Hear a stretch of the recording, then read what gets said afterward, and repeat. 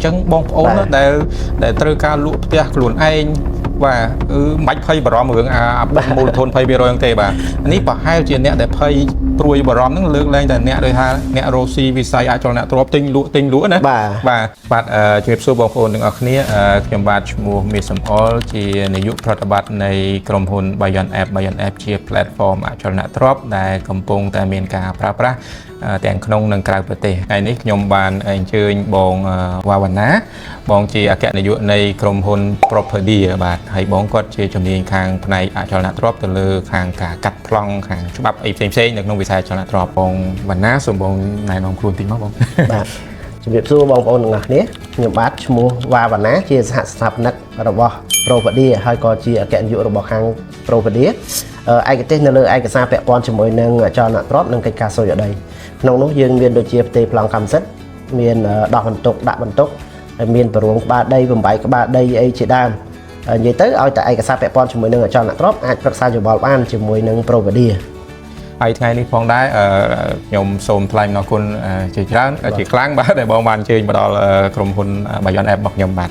ហើយកិច្ចពិភាក្សាយើងថ្ងៃនេះយើងចង់និយាយអំពីពន្ធចំណេញលើមូលធន 20% ដែលរាជរដ្ឋាភិបាលពិសេសខាងក្រសួងសេដ្ឋកិច្ចបាទខាងអគ្គពន្ធដារទើបតែបានចេញថ្មីសារាចរសេចក្តីជូនដំណឹងថ្មីនៅថ្ងៃទី30 ខែតុលានេះ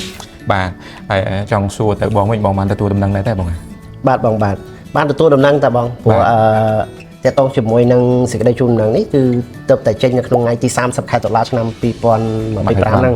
តែបាន2ថ្ងៃទេទៅបាន2ថ្ងៃបាទទើបតែបាន2ថ្ងៃទេប៉ុន្តែខ្ញុំឃើញនៅក្នុងបណ្ដាញសង្គមវាហាក់ដូចជាផ្ទុះមានការជជែកវែកញែកខ្លាំងថានៅពេលដែលគាត់ប្រជាពលរដ្ឋគាត់ធ្វើការទិញលក់ទ្រព្យអីទៅអញ្ចឹងត្រូវបង់ពន្ធច្រើនបាទអានេះការយល់ឃើញរបស់ប្រជាពលរដ្ឋអញ្ចឹងខ្ញុំអញ្ជើញបងមកក្នុងនាមបងអ្នកជំនាញបងអាចជួយស្រាយបំភ្លឺរឿងនឹងខ្លះដែរបានទេបាទបងបាទយើងអាចជួយផ្ដល់ជាមតិយោបល់មួយចំនួនទាក់ទងជាមួយនឹងថាតើឯកសារនឹងត្រូវបានប្រកាសពេលណាហើយអនុវត្តនៅពេលណាហើយរបៀបនៃការអនុវត្តនេះគេធ្វើមិនខ្លះអញ្ចឹងកន្លងទៅមានសាលាចរចេញមកដូចនៅក្នុងសេចក្តីប្រកាសថាដូចជាការពីខែកក្កដាបានចេញម្ដងហើយបាទខែកក្កដាកន្លងទៅហើយឥឡូវខែ30 តុលានេះចេញមកមួយសារទៀតបាទអញ្ចឹងតាមតែបងធ្លាប់ដឹងតើមានសាលាចរស្ដីពីប្រាក់ចំណេញមូលធន 20% ហ្នឹងធ្លាប់ចេញមកប្រហែលលើទេបងបាទតើតោះជាមួយនឹងពន្ធនៃចំណេញមូលធនហ្នឹងបើនិយាយទៅដំបូងតាមឡើយគឺចេញពីខាងក្រសួងសេដ្ឋកិច្ចអញ្ញធនៅថ្ងៃទី1 ខែមេសាឆ្នាំ 2020ដែលគ្រោងថានឹងចាប់ដើមគិតអំពីពន្ធមូលធននៃប្រាក់ចំណេញហ្នឹងគឺចាប់ពីថ្ងៃទី1 ខែកក្កដាឆ្នាំ 2020 កន្លងមកបាទប៉ុន្តែដល់ពេលក្រោយមកដោយសារតែមានបញ្ហាកូវីដអញ្ចឹងទៅក៏មានការលើករហូតពីឆ្នាំ 2020 ហ្នឹងដល់ 2021 22 23 24រហូតដល់ 25ដល់ពេលឥឡូវនេះយើងទើបតែឃើញសេចក្តីប្រកាសចុងក្រោយថ្ងៃទី30 ខែតុលាឆ្នាំ 2025 ហ្នឹងប្រកាសថាឆ្នាំ 2026 ថ្ងៃ 1 ខែមករា 2026 ហ្នឹងចាប់ដើមគិតពន្ធហើយចាប់ដើមអនុវត្តបាទចាប់ដើមអនុវត្តហើយបាទអញ្ចឹងពន្ធដែលរាជរដ្ឋាភិបាលនឹងចាប់ផ្ដើមអនុវត្តនឹងពន្ធទៅលើប្រភេទស្អីខ្លះដែរបងខ្ញុំឃើញដូចមាន6បាទមាន6តើតោះជាមួយនឹងពន្ធមូលធនលើប្រាក់ចំណេញហ្នឹងមិនមែនមានតែត្រឹមអចលនទ្រព្យទេគឺនៅក្នុងហ្នឹងមានតាំងពីភតិសន្យាមានតាំងពីកេរ្តិ៍ឈ្មោះអាជីវកម្មមានទាំងកម្មសិទ្ធិបញ្ញាមានតាំងពីរូបិយវត្ថុអន្តរជាតិជាដើមអញ្ចឹងណាប៉ុន្តែអ្វីដែលយើងលើកឡើងក្នុងពេលនេះគឺយើងនិយាយអំពីតែអចលនទ្រព្យតែប្រមុខទេដោយសារយើងអ្នកជំនាញនៅក្នុងវិស័យអចលនទ្រព្យទេនៅលើឯកសារផ្លូវច្បាប់ពាក់ព័ន្ធមួយអចលនទ្រព្យទេអញ្ចឹងយើងសូមលើកឡើងតែតកតងជាមួយនឹងរឿងអចលនទ្រព្យទេបាទអញ្ចឹងបងអាចឧទាហរណ៍ទៅលើការលក់ទ្រព្យមួយដែលនឹងត្រូវបង់ពន្ធលើប្រាក់ចំណេញ 20% ហ្នឹងមើលបាទតែយើងត្រូវបង់ពន្ធយ៉ាងម៉េចបាទតកតងជាមួយនឹងពន្ធមូលធននៃប្រាក់ចំណេញនេះបើតាមរបៀបនៃការគណនានៅលើពន្ធហ្នឹងគេមានពីររបៀបទី1គេហៅថាការកាត់កងដោយមានការកំណត់មួយទៀតការកាត់កងដោយមានការចំណាយជាក់ស្ដែងបាទអញ្ចឹងការកាត់កងដោយមានការកំណត់ហ្នឹងបានន័យថាគេអត់ខ្វល់ទេថាយើងទិញទ្រព្យនឹងមកតម្លៃប៉ុន្មានគេអត់ខ្វល់ទេបាទអញ្ចឹងត្រូវបានកំណត់ដោយខាងរដ្ឋាភិបាលគេត្រូវបានកំណត់ហ្នឹងគឺបានន័យថាគេយក 80% គឺជាថ្លៃដើមបាទអញ្ចឹងគេយក 20% គឺគិតថាជាផលចំណេញមកបាទដោយសារអីយើងគេអត់គិតថាយើងទិញមកតម្លៃប្រមាណអីតម្លៃប្រមាណក៏យើងគេមិនខ្វល់ដែរបានន័យថាត្រូវបានគេកំណត់តែម្ដងខាងរដ្ឋគេកំណត់តែម្ដងបងឧទាហរណ៍ជាតួលេខមួយបាទឥឡូវឧទាហរណ៍ថាខ្ញុំទិញដី កាលពី5ឆ្នាំមុនតម្លៃ$80,000បាទហើយឥឡូវនៅឆ្នាំ2026នេះខ្ញុំលក់ចេញវិញ$10,000ខ្ញុំចំណេញ$20,000ខ្ញុំឧទាហរណ៍តែឥឡូវយើងកាត់ពន្ធគណនាពន្ធយ៉ាងម៉េចអូខេឥឡូវយើងមិញយើងនិយាយថាការកាត់កងដោយកំណត់បាទបងនិយាយថាបងទិញកាលពីឆ្នាំយូរណាស់ហើយហ្នឹងតម្លៃ$80,000ហើយឥឡូវហ្នឹងយើងលក់បាន$10,000បើទោះជាបងមិនបញ្ជាក់ប្រាប់ខ្ញុំថាបងទិញ$80,000ក៏ដោយបាទនៅក្នុងពេលឥឡូវបងទិញបើលក់បាន$10,000បាទក៏ខ្ញុំគិតថាបងចំណេញ$20,000ដែរបាទអាហ្នឹងទោះជាបងមិនមានឯកសារបញ្ជាក់ខ្ញុំក៏ដោយតាំងពីដើមមកក៏ដោយព្រោះហ្នឹងត្រូវបានកាត់កងដោយកំណត់អញ្ចឹងកំណត់ហ្នឹងបានន័យថាគេដក80%ចេញធ្វើជាថ្លៃដើមគេគិតថាចំណេញតែ20%ទេអញ្ចឹង20%នៃផលចំណេញហ្នឹងគេយកទៅគុណនឹង20%ដើម្បីឲ្យបងពន្ធអញ្ចឹងបានន័យថាបើសិនជាបងទិញមក$80,000បងលក់វិញ$10,000យើងចំណេញបាន$20,000អញ្ចឹងយើងយក$20,000ហ្នឹងគុណនឹង20%យើងឃើញថាបងពន្ធ$4,000បាទយើងធ្វើបងពន្ធប៉ុណ្ណឹងអស់$4,000បាទសំណួរមួយទៀតតាក់ទងជាមួយនឹងការកាត់កងដែលមានការចំណាយជាក់ស្ដែងបាទអញ្ចឹងមានពីរប្រភេទណាមុនហ្នឹងគឺការកាត់កងដោយកំណត់មួយទៀតការកាត់កងដោយការចំណាយជាក់ស្ដែងអញ្ចឹងត្រឡប់ទៅការទិញផាន់យើងវិញការទិញផាន់យើងវិញបងគិតថាកាលហ្នឹងបងទិញតម្លៃ$80,000សួរថាមានឯកសារបញ្ជាក់អត់ថាបងទិញ$80,000ពិតប្រាកដមែនបាទបើសិនជាមានឯកសារបញ្ជាក់ពិតប្រាកដយើងយក$80,000ជាគោលអូខេហើយបូកមួយទៀតឧទាហរណ៍ថាការពីបងទិញកាលហ្នឹងកាលពីឆ្នាំ2010ហ្នឹងបាទបងទិញគឺបងពន្ធរដ្ឋាភិបាល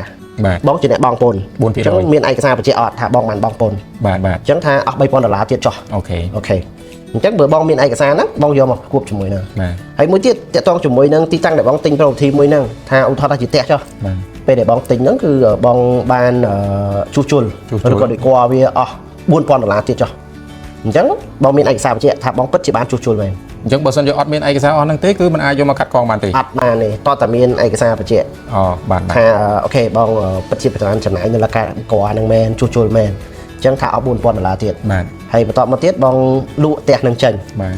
បងលក់បាន$10,000មែនប៉ុន្តែបងត្រូវបង់ឲ្យទៅខាងកម្រៃជើងសាររបស់អ្នកងារអស់3%អញ្ចឹងអស់$3,000ទៀតបាត់បាទអញ្ចឹងមានឯកសារបញ្ជាក់អត់ថាពិតជាបានឲ្យលុយទៅគាត់អត់អាហ្នឹងច្បាស់ជាមានព្រោះចុងក្រោយគេហើយមួយទៀតនៅពេលដែលបងលក់ហ្នឹងចេញហ្នឹងបងត្រូវផ្ទេរសិទ្ធឲ្យទៅខាងអ្នកទិញថ្មីទៅអញ្ចឹងសួរថាពន្ធ4%ពន្ធថាត្រា4%ហ្នឹងបងអ្នកចេញទៀតឬក៏ខាងគេនោះអ្នកចេញបើបងអ្នកចេញទៀតសុំឯកសារបញ្ជាក់ថាបងអ្នកចេញទៀតតាមផ្លូវច្បាប់ហ្នឹងអ្នកទិញទៅត្រូវចេញមែនទេមិនមែនអ្នកលក់ទេបាទតាមផ្លូវច្បាប់គឺម្ចាស់ទ្រព្យបានន័យថាអ្នកដែលទិញគឺមានកាតព្វកិច្ចបងពន្ធ4%តែសួរថាបើសិនជាយើងជាអ្នកបង់សុំឲ្យមានឯកសារបញ្ជាក់ថាយើងជាអ្នកបង់ដើម្បីយកមកកាត់កងទៀតអញ្ចឹងឥឡូវបើយើងបូកបញ្ចូលគ្នាមិញឧទាហរណ៍ថាមិញបងពន្ធថាត្រាលើកមុនអស់$3,000បងដេក$4,000ប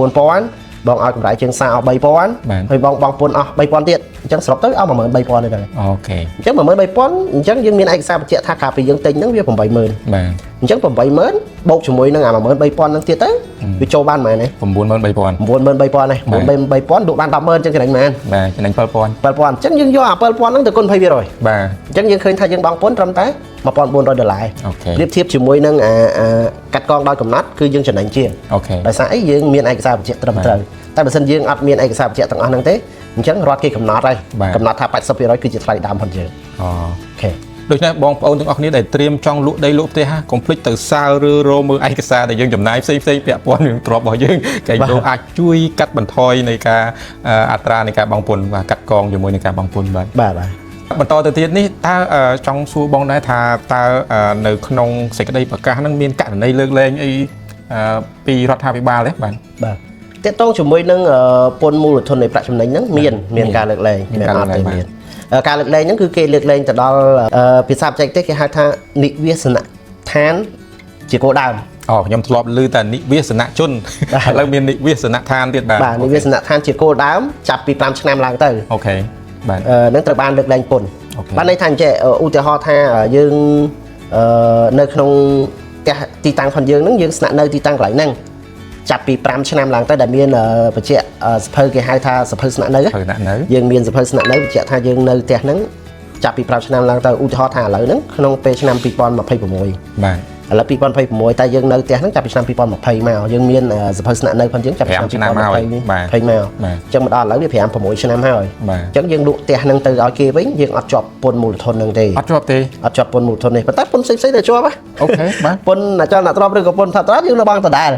លើកដៃទៅពន្ធមូលធនហ្នឹងទេពន្ធមូលធនគឺទៅបានគេអនុគ្រោះ អញ្ចឹងបងប្អូនដែលត្រូវការលក់ផ្ទះខ្លួនឯងបាទមិនបាច់ភ័យបារម្ភរឿងមូលធន 20% ហ្នឹងទេបាទនេះប្រហែលជាអ្នកដែលភ័យព្រួយបារម្ភហ្នឹងលើកលែងតែអ្នកដូចថាអ្នករស់ស៊ីវិស័យអចលនទ្រព្យទិញលក់ណាបាទតែបើសិនជាទ្រព្យរបស់យើងដែលយើងនៅយូរហើយ5ឆ្នាំបាទចាប់ពី5ឆ្នាំឡើងទៅហ្នឹងគឺប្រហែលជាមិនជាប់ពន្ធមូលធនចំណេញមូលធន 20% ហ្នឹងទេមែនទេបងបាទបងបាទត្រឹមត្រូវបាទហើយចុះចំពោះអ្នកខាងផ្នែកអភិវឌ្ឍវិញបាទចំពោះអ្នកអភិវឌ្ឍវិញគាត់នឹងជាប់ពន្ធទៅលើប្រាក់ចំណេញ 20% ហ្នឹងព្រោះគាត់ថាអភិវឌ្ឍជាផ្ទះល្វែងជាផ្ទះបរិយាអីបាទអញ្ចឹងគាត់សាងសង់លក់បាទដូច្នេះនៅពេលដែលគាត់លក់ទៅគាត់ចំណេញគាត់ត្រូវបង់ប្រាក់មូលធនហ្នឹង 20% អញ្ចឹងអ្នកដែលគួរតែបារម្ភគឺអ្នកអភិវឌ្ឍមែនទេបងបាទឬមួយក៏អ្នកអភិវឌ្ឍគាត់មានអីផ្សេងរបស់គាត់ទៀតការបង់ពន្ធអីច្រើនទៀតតើតោជាមួយនឹងក្រុមហ៊ុនដែលគាត់អភិវឌ្ឍសំណង់ឬក៏បរិយាឬជា condo ឬគឺជាសំណង់ផ្ទះល្វែងវិឡាអីផងគាត់ហ្នឹងគាត់ជាគេហៅថាក្រុមហ៊ុនអភិវឌ្ឍលំនៅឋានគាត់ទាំងអស់គ្នាហ្នឹងគឺគាត់មានការបង់ពន្ធជាកញ្ចប់ជូនទៅដល់រដ្ឋាភិបាលសំណួរដែលសួរថានៅពេលដែលលក់ផ្ទះមួយចេញទៅហ្នឹងតើគាត់ត្រូវបង់មួយហ្នឹងទៀតអត់ទេគាត់អត់បង់ទេដោយសារអីគាត់មានពន្ធកញ្ចប់បង់ទៅឲ្យខាងរដ្ឋាភិបាលពាក់ព័ន្ធជាមួយនឹងការអភិវឌ្ឍ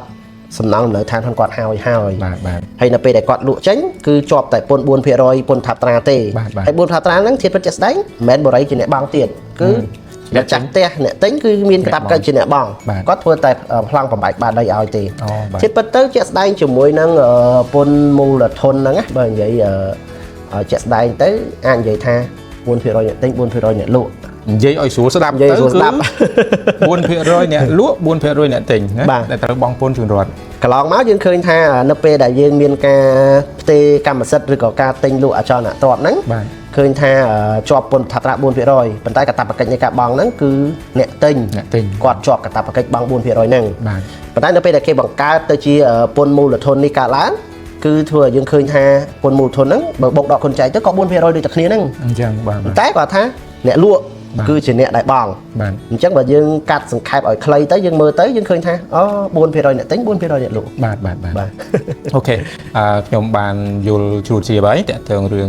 ពន្ធមូលធននៃប្រាក់ចំណេញ 20% ពីការផ្ទេរផ្ទូលក់អចលនទ្រព្យហ្នឹងហើយចំណែកបងប្អូនអ្នកទស្សនាវិញមានចម្ងល់អីដែរទេបើមានសូមខមមិននៅពីក្រោមវីដេអូហ្នឹងមកចាំខ្ញុំយកទៅឲ្យបងវណ្ណាជួយបកស្រាយបន្តបាទដូចជាมันមានសំណួរអីទៀតទេបងមានយោបល់មានអីជាសំណើមានជាអីទេបងសម្រាប់ទៅរាជរដ្ឋាភិបាលក្នុងការប្រកាសឲ្យអនុវត្តពន្ធមូលធន 20% នេះបាទតកតងជាមួយនឹងពន្ធមូលធននេះយើងឃើញថាស្ថានភាពសេដ្ឋកិច្ចតកតងជាមួយនឹងរឿងអចលនទ្រព្យផងក្នុងពេលបច្ចុប្បន្នក៏វាមិនទាន់រើបល្អដោយការពីឆ្នាំ 2017-18 ដែរបើសិនជាអាចពជាបន្តបន្តិចទៀតក៏ល្អដែរព្រោះថាយើងដឹងហើយថាស្ថានភាពយើងវាមិនទាន់មានស្ថិរភាពល្អប្រសើរនៅឡើយហើយនៅពេលដែលយើងគិតពន្ធទៅរឿងច្រើនពេកវាធ្វើឲ្យមានការលំបាកដល់វិស័យអចលនទ្រព្យយើងបន្តទៀតអញ្ចឹងណាព្រោះឥឡូវនេះយើងឃើញថាចរន្តនៃការទិញលក់ផងយើងក៏វារៀងធ្លាក់ចុះខ្លះដែរឥឡូវយើងនិយាយថារឿងកិច្ចការពាក់ព័ន្ធជាមួយនឹងការទិញលក់នៅក្នុងស្រុកដែលយើងឃើញថាការដោះដូរហ្នឹងយើងឃើញថាមានដែរប៉ុន្តែគាត់ថាការទិញលក់ក្នុងពេលបច្ចុប្បន្នសុទ្ធតែតម្លៃទាបល្មមសមរម្យដែលគេហៅថាក្រមទីផ្សារអញ្ចឹងណាហើយបើសិនជាយើងកាត់ពន្ធផងអីផងទៀតវាធ្វើឲ្យការលក់ហ្នឹងវាអត់ចំណេញទៅដល់អ្នកលក់ហើយវាធ្វើឲ្យសេដ្ឋកិច្ចផងយើងហ្នឹងវាកាន់តែពិបាកអញ្ចឹងជាសំណុំពរពីខាងពួកខ្ញុំទៅគឺថាបើសិនជាអាចនេះបើសិនជាអាចណាពជាបន្តិចទៀតក៏ល្អដែរបាទចំណែកខ្ញុំក៏យល់ដូចគ្នាអញ្ចឹងដែរថាបច្ចុប្បន្នហ្នឹងអ្នកដែលគាត់កំពុងតែដាក់លក់ទ្រព្យហ្នឹងភាគច្រើនផុតហ្នឹងគឺគាត់លក់យកទៅដោះបំណុលបាទគាត់ជាប់បំណុលនៃធនាគារហើយតម្លៃដែលលក់ហ្នឹងក៏ខ្ញុំគិតថាអ្នកខ្លះក៏ចំណេញតិចតួចអ្នកខ្លះហ្នឹងមិននឹងចំណេញផងឲ្យដើម្បីលក់ទៅដើម្បីបានលុយហ្នឹងមកបវលដោះតល់ជាមួយនឹងធនាគារបាទស្ថានភាពបច្ចុប្បន្នបាទដូច្នេះហើយខ្ញុំក៏យល់ដូចបងវណ្ណាដែរប្រសិនបើអាចពន្យាបន្តទៅទៀតគឺជាការល្អសម្រាប់ស្ថានភាពយើងនៅពេលបច្ចុប្បន្នបាទដូច្នេះសូមអរគុណច្រើនបងប្អូនទាំងអស់គ្នាដែលកំពុងតែទស្សនាយើងគិតថាកម្មវិធីជជែកអំពីវិស័យអចលនទ្រព្យយើងនៅពេលនេះក៏សូមបញ្ចប់ត្រឹមប៉ុណ្ណេះចុះបាទសូមរងចាំទស្សនានៅវីដេអូក្រោយៗទៀតបាទសូមអរគុណសូមជម្រាបលាបាទ